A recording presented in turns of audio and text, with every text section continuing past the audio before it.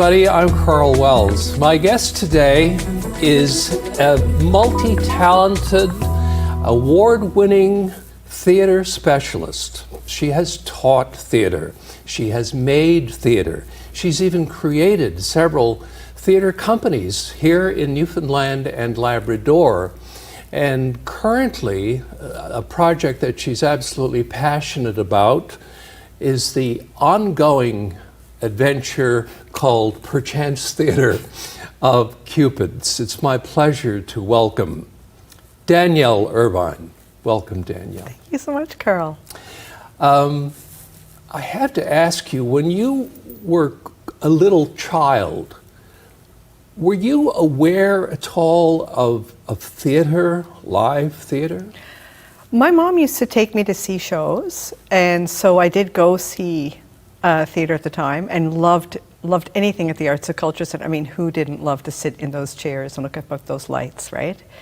And even the basement theater in the Barbara Barrett, now it's called. But it was when I think what really caught me was seeing a show when I was in my first year of university at the Elspeth Hall, Streetcar to Desire, and seeing Mary Lewis and all those folks on that stage. And I was in like the second row, and I was riveted and like goosebumps. And that was when it was like, oh, there we go. Now I gotta do this, right? It's quite the show. Yeah, it was quite the show. Well, anything by Tennessee Williams, really. Yeah. It's quite marvelous. Yeah. Yeah. I'm just wondering, was there a particular production or a particular performance where you thought, this is for me? This is what I have to do? Yeah, when I was a kid, I mean, I loved everything I saw, from big shows to little shows, but it wasn't really until I was in, when I was in university and then getting to see the show at the Elspeth Hall, and then going up to see Summer Shakespeare with Gordon. At that time I wasn't involved, but just looking up on that stage and seeing people I knew telling these stories and having me just transported. And I was like, oh, yeah, this is what I want to do. But even then I just didn't think I could actually do it. I just wanted to be part of it. So it was a long time in the transition between just wanting to be part of it until actually thinking, oh, maybe I could do it. There was a big disconnect there for me for a long time. Yeah, and I think most people, when they're drawn to theater, the thing they're drawn to first and foremost is performance. Yes. But you kind of veered off in another direction towards directing. How did that happen? Well, I started acting, like you say, because I think we all, at least for me, I'll speak for myself, I love to dress up, right? How fun. You put on those costumes, especially in like the Summer Shakespeare's. The costumes are so exciting. And you get dressed up, become a character. But in order to graduate the program at MUN, the specialization in drama, which I started doing, you had to do the directing class. And I had said to my friend Kelly Jones, I was like, oh, I can't be a director, it's too scary. I'm just not going to do the course. And I said, you know, directors are people who sit at the back of the room wearing berets, smoking and screaming, right? I was like, I can't do that, that's not me. And Kelly said, when you read a book, do you get a picture in your head? I said, yeah. She goes, then you'll be fine in the course. Well, from the moment I started, I was like, wait now, this is super fun. And then I was hooked. And at that point, I'd done acting and done lighting design, and I still love lighting design, and stage management, and I tried all kinds of things. But once I hit directing, I mean, there was just no going back. That was a whole other form of storytelling, and I loved it, just loved it. And you don't have to sit at the back of the room wearing a beret and smoke and scream. So I'm here to tell you, you can if you want, but maybe the beret. You've taught as well, of course, and one of the places you taught, excuse me, was at the National Theatre School. Yes. Yeah. The preeminent theatre school of Canada. What was that experience like? It's been incredible. I've been there off and on now since 2000. in different iterations in different departments. Most recently now, the past few years, I was invited to come and teach their Shakespeare project. and I love it. I love it. I'm working with students from all departments, so it's the acting, the design students, and the technical production students, and we work together at the end of their second year. So it's just at that point where all the courses they've been taking for 2 years are all starting to come together first in their first full-length production, where they're taking characters on full character arcs. It's not scene studies. The designers are designing. The technical students are all performing, from stage management, production management, lighting design, sound, and then they all come together for the first time before they go into their graduating year, where this is what they do the whole time. And it's a really exciting time to come together, to see the students put together a process in their head, to be a part of that journey and helping them find that, and then particularly be working on something like Shakespeare's text to do it. And that's a lot of fun. Just out of curiosity, do the students at the National Theatre School only come from Canada, or are there foreign students as well? That's a great question. They're from all over the world. Wow. Yeah. So we've got a really good reputation, I take it. Yeah, we do. Yeah, on a world reputation. There's students from all over, by other countries, in all departments. And they come there because the school has a great reputation. It's immersive. It is, hands-on learning, working, and every time they take a course, they're working with a top professional from all over the world. So the school itself has very few core staff who are there all the time.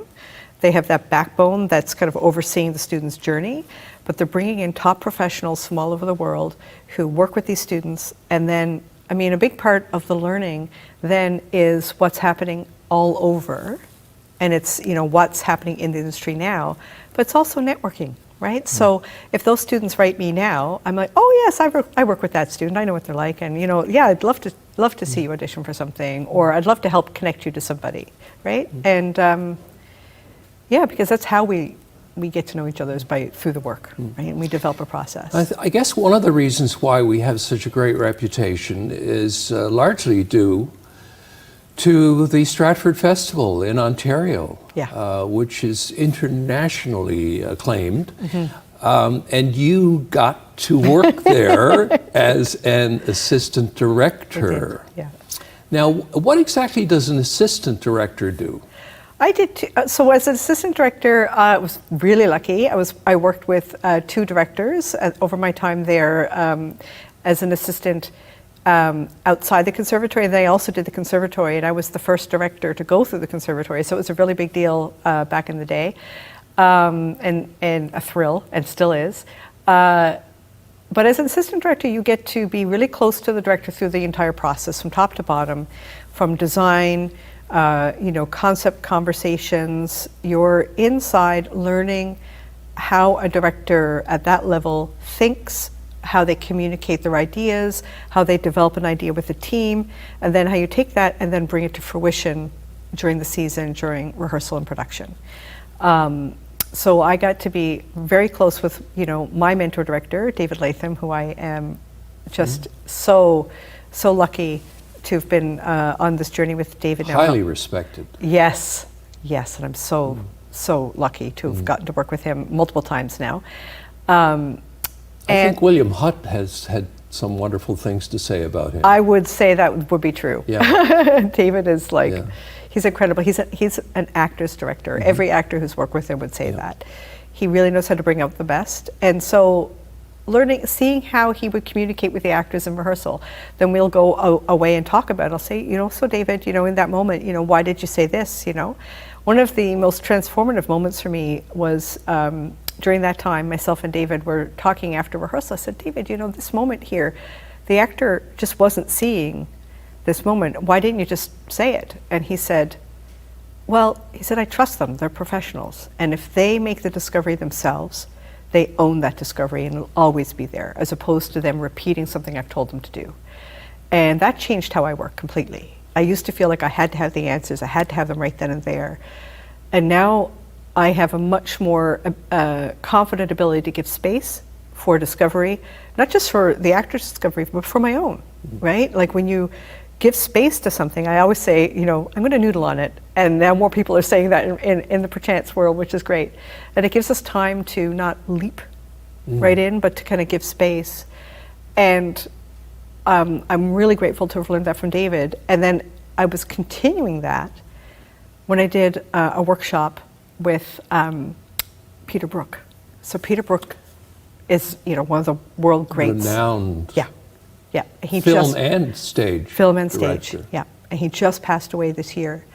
And I was blessed to be in the World Stage Festival Masterclass for Directors a long time ago now.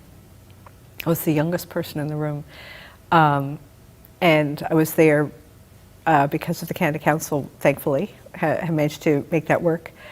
And I was doing an exercise, and Peter asked he asked for 2 volunteers, I was one, another director, and he got us to take a piece of ancient Greek and take one of the other directing students and direct them.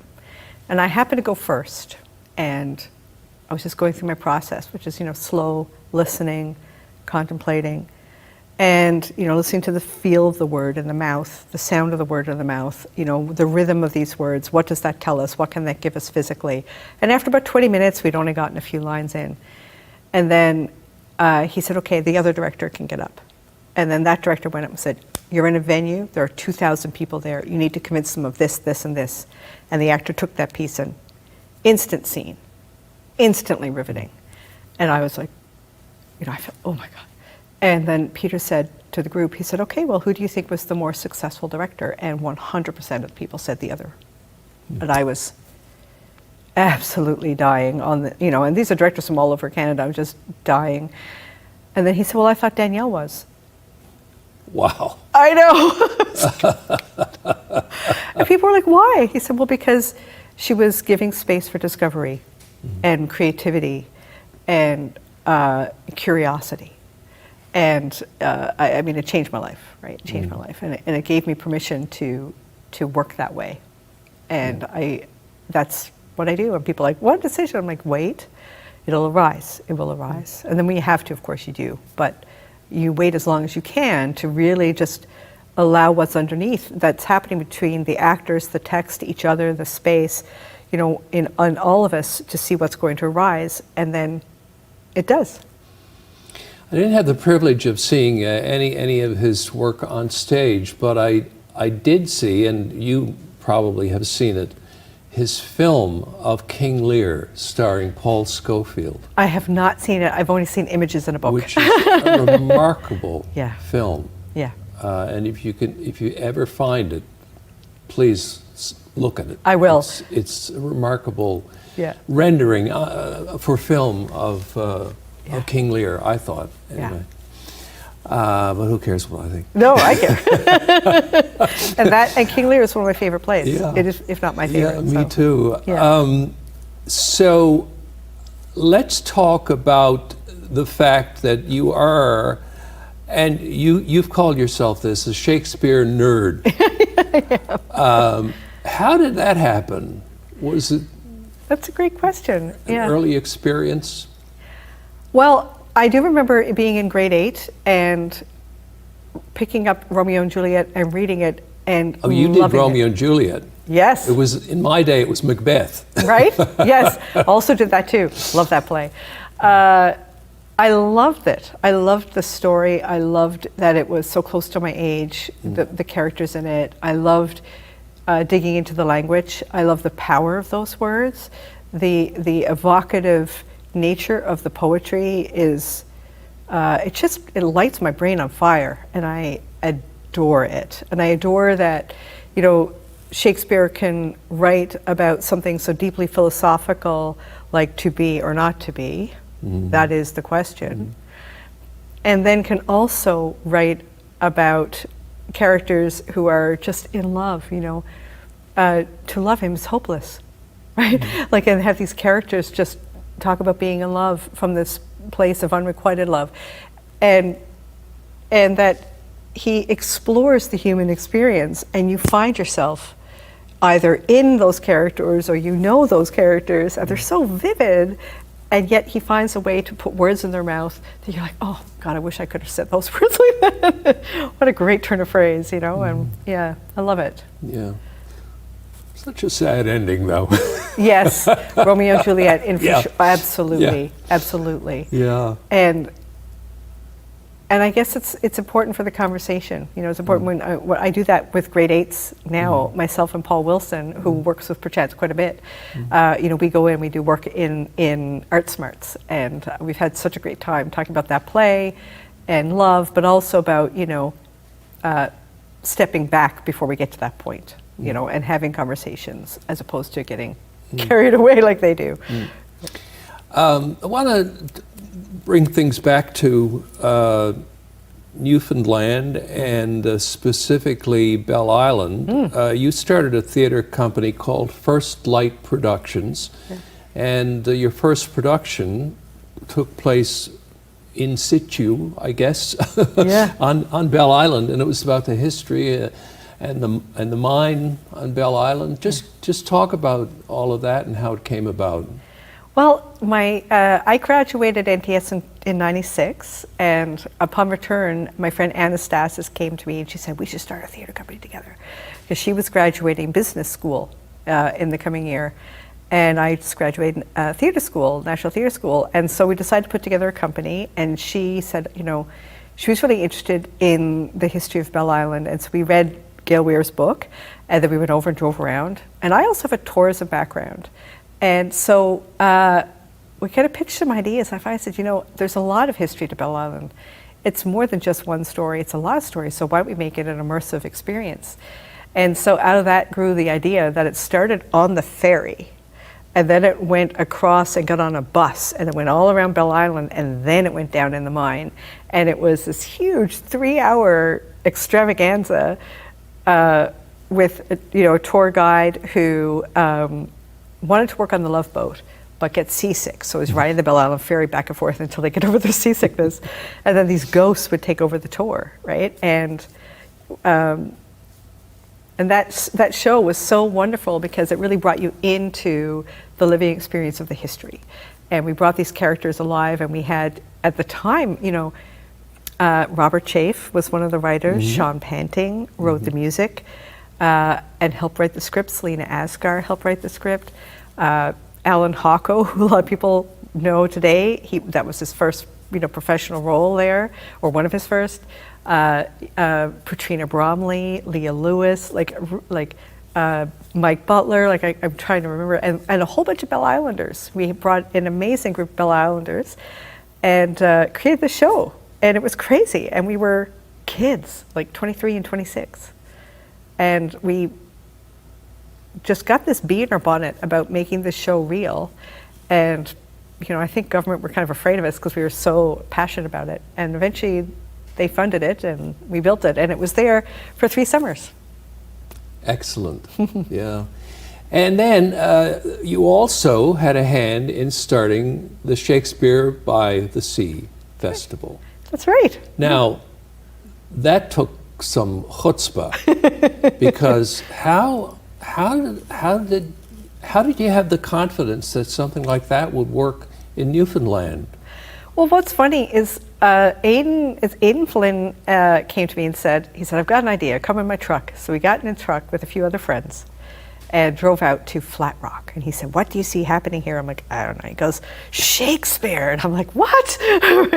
And that's where it started. And we had just done our graduating directing class together. We'd started a little company and called Dick's Kids, after Dick Bueller, when we went to the Elspew Hall, who welcomed us in with open arms. And so out of that idea grew. And at the time, I mean, that's really, nobody was using the internet very much back then. We didn't really know that the Stratford Festival had started in a tent. We just saw these shows happening outside because they're written for outside, right? And so we kind of, it took us a while. Flat Rock wouldn't let us play on their rocks for a good reason, of course. And so we ended up moving it to Logie Bay, which is where I used to picnic with my mom and my family. And that's where it started. And it was just like, again, like that was the first time any of us had ever written a grant. I can remember going into the Department of Tourism and Culture And I think just to get us to go away, they said, here's $500. And we're like, yes, $500. Danielle, it wasn't just the fact that you were doing this outdoors in Newfoundland of all places. Granted, in the summer. Yeah. That weekend in July. Exactly. That fleeting summer. Yeah. But Shakespeare. Yeah. I mean, kind of, you know, you don't think of Newfoundland audiences kind of swarming to see, you know, to be or not to be. That is the question. Right. It's true. I don't know. It really just came because, you know, Aidan had said, I see Shakespeare happening here. And I was like, okay, let's do it. And those words, and that first year when we did The Tempest, it really worked. You know, it worked to hear those words out loud and talk about storms and talk about cliffs, and you're surrounded by it. And it captured people's imagination. It kind of reminds me of what Joseph Papp did in New York with his festival, which started, I think, in Harlem. Yeah. And people thought, you're nuts. And it worked. And it worked. They came. They came. And, well, the rest is history. Right. And so many wonderful actors came out of that experience. Yeah. And people, that's the thing, is people are hungry for experience. And even if it was windy or cold or wet, we were sitting on a cliff and the whales would come up and the audiences loved it. And we loved performing in it and building it. And pretty much, not all the shows I've done since, but most have been experiential. And I love that you could do that with theater. You know, and I've done big musicals at the Arts and Culture Center, and I've done intimate plays at the LSPU Hall, but there's something super special about an immersive experience in broad daylight where you can still make an audience member imagine everything when you're not hiding it with lighting, right? There's nothing hidden, it's right there. Which is what you're doing at Perchance. Yeah. And what a wonderful experience that is. Just out of curiosity, the infrastructure there, how do you maintain it? Oh. I mean, because you have to make sure it's safe and all of that stuff. Yep. Every year in the spring, we wake it up after the winter and put the sails back on and do a check for whatever's, you know, come apart and put it back together. Jeff Adams designed that, did a beautiful job. It's a gorgeous theater. And it was built to move. You know, Aidan and Brad and Jeff had planned for that to move. And so it is built for the weather, and we do big kind of big volunteer calls in the spring and the fall. We're going to have one very shortly for what we call Strip the Stage. We take it all apart for the winter, or not all of it. And then we just care for it. I mean, in 2018, the sails blew apart. So we're hoping that they're going to make it through this hurricane because they're not down yet. And it does require care and thought and a kind of a rolling maintenance, you know. Yeah, but it's pretty fun too. Now, the style of theater you have, I guess, was designed for Shakespeare. You know, it's similar, not in scale, but it's similar to the Globe. But you do much more than Shakespeare. Yeah. This past season, you did Noel Coward. Yeah. Hay Fever. Yeah. Which I'm like, they're doing Hay Fever? How did you come to pick Coward? Well, I've been thinking about ways to broaden the canon. Mostly we're going to always do something in the world of Shakespeare or Molière of that time. Because that's what the theater's best suited for. It's best suited because it's built for direct address, which those plays were written for. But I also really believe in the importance of bringing classics to a Newfoundland audience done professionally. And so just kind of broadening that out a little bit allows for us to see something like a Noel Coward, or maybe down the road a Tennessee Williams, or a world classic, you know, something timeless. But it's got to be chosen carefully. Like we did Chekhov a number of years ago. It's got to be chosen carefully to fit the stage, because the stage is so striking. And so, you know, I thought about doing The Importance of Being Earnest. I love that play. But it is really built for indoors. And it's like, oh, okay, maybe not that play. But I'll find something. And so that's where we kind of came to. I wanted, and I really wanted this summer, all the plays this summer around the Roaring Twenties, to kind of give that feeling of coming out of the pandemic. So Noel Cow was written in the 20s, and it really is about behaving badly. It's about letting loose, and the idea of fever, which coming out of what we've been going through, I thought we could all relate to. The sense of, I know I've been in a lineup in the grocery store, just wanted to behave badly and scream and shake my fists when it's going too slowly. We don't, of course, but these characters do, and it's a great way to let off some steam. And then we had a play by Bernice Morgan, which is also set in the 20s in Newfoundland, in Trepassey, about ambition and dreams, which I think, especially now, after being trapped for so long, we have these ambitions pent up and these dreams pent up. So that play was the perfect one. And then The Tempest, I just moved into the 20s, but we set it in that feeling and that, again, the energy. And I talked about this with the design team like over a year ago now. I wanted that sense of like the flash of electricity in the storm. I wanted the Tempest to kind of grab us and shake us up and spit us out the other side. And I gave them this image of Tesla with his book and this crackle of electricity going overhead. And that's how we went into The Tempest, with that energy. And so it was a really fun season. Yeah. Danielle, thanks so much for being on the program. Thank you. We're completely out of time. I could keep talking all afternoon, but thank you very much, and all the best with Perchance next season. Thank you. The play's the thing. That's it for this edition of Karl Wells Point to Point. Thank you for watching, and we'll see you again next time.